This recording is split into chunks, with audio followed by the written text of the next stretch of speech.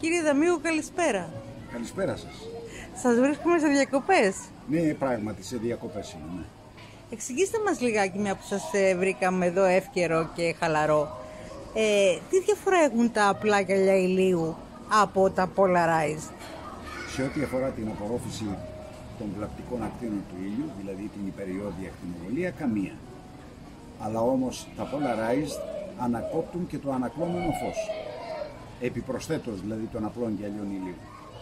Α, μάλιστα.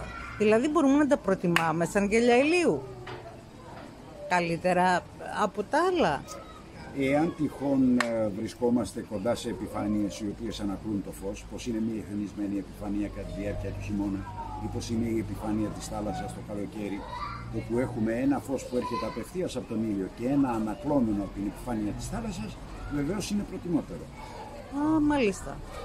Σας ευχαριστούμε πάρα πολύ και καλή συνέχεια στις διακοπές σας. Σας ευχαριστώ πάρα πολύ.